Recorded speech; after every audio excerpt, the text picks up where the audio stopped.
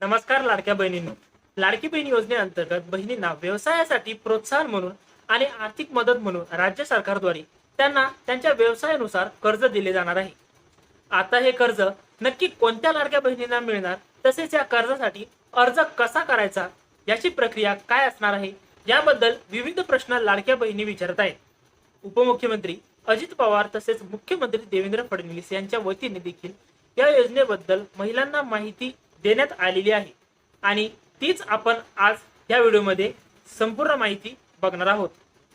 चला तर वेळ वाया न घालवता व्हिडिओला सुरुवात करूया. विधानसभा निवडणुकांमध्ये गेम चेंजर ठरलेली आणि राज्यातील सर्वाधिक लोकप्रिय योजना म्हणून ओळखली जाणारी योजना अर्थातच मुख्यमंत्री माझी लाडकी बहीण योजना.